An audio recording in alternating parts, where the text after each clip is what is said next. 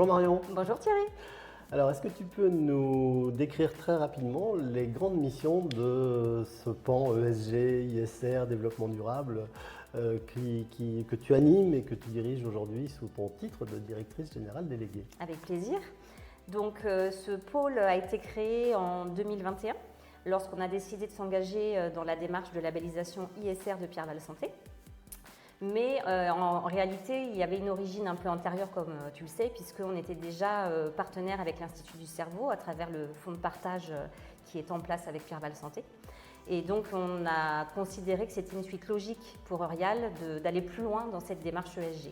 Donc, le label ISR, bien entendu, avait une vraie résonance par rapport à cette démarche liée à l'Institut du Cerveau, mais au-delà de ça, de l'importance que revêt pour nous l'univers de la santé, puisque, comme tu le sais aussi, on investit sur des véhicules immobiliers divers et variés dans ce secteur d'activité.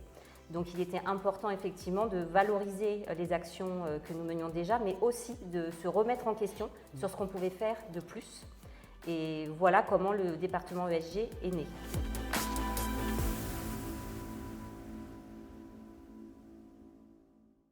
Est-ce que tout à l'heure tu parlais d'engagement, est-ce que c'est un engagement ou c'est une obligation, une réponse à une obligation, une contrainte finalement alors?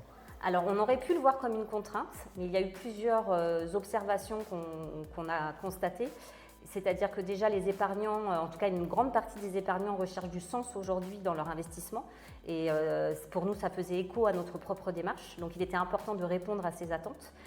Mais également, effectivement, la réglementation qui petit à petit a amené à apporter des contraintes qui pour nous se sont transformées en opportunités.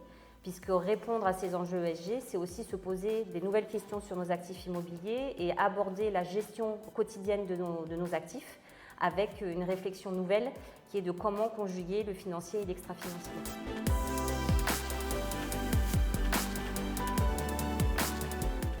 Alors on sait que justement dans cette démarche ESG, ISR, ce sont des multiples données qu'il faut collecter. Je crois que c'est un peu compliqué sur un parc de 260 actifs dans 9 pays différents. Un petit focus là-dessus? Alors effectivement, on a une maturité très inégale en fonction des territoires. Donc il y a des territoires où on est déjà acquis à la cause ESG, notamment je pense aux pays anglo-saxons qui ont été un peu précurseurs dans ce domaine. Mais effectivement, il y a d'autres territoires où les enjeux sont différents et du coup, ça nous demande effectivement un peu plus de pédagogie, d'accompagnement auprès de nos exploitants. Mais on sent qu'il y a une certaine réceptivité et de toute façon, on est tenace. Donc on sait que ça portera ses fruits sur le long terme. Et puis pour nous, c'est vrai que c'est véritablement créateur de valeur. C'est une valeur ajoutée que d'avoir cette dimension. Voilà. Alors justement, pour faire tout ça et pour répondre à ces enjeux, tu es organisé comment? Alors, on a d'abord commencé doucement avec un service qui était constitué d'un responsable ESG. Et on s'est très vite rendu compte qu'il fallait étoffer l'équipe puisqu'en fait, ce sont des nouveaux métiers qui sont bien plus techniques qu'on ne l'imagine. Et donc aujourd'hui, on a une directrice du développement durable qui est Sabine Nevers, qui nous a rejoint récemment, qui est une ancienne collaboratrice de l'OID, donc qui a une grande expertise, sur ce marché, absolument. Et qui a vraiment une belle expertise sur beaucoup de sujets, notamment au niveau environnementaux et énergie, et qui a beaucoup d'appétence pour le volet sociétal. Et elle est accompagnée d'un analyste, donc Corentin, qui s'occupe effectivement de toute la partie données, mais aussi recherche, puisqu'on a quand même beaucoup de sujets à déflorer dans ce nouvel univers de réflexion. Et donc effectivement, c'est un service qui est très riche, puisqu'il y a plein de perspectives à explorer pour renforcer notre démarche. Alors justement, les enjeux, bon, on les comprend bien. Les perspectives peut-être à court ou moyen terme, c'est quoi exactement? Alors en fait, c'est de vraiment faire en sorte qu'à la fois nos équipes en interne, notamment au niveau investissement et asset management, et nos exploitants d'établissements de santé, intègrent dans leur gestion quotidienne, leur réflexion quotidienne, la dimension ESG.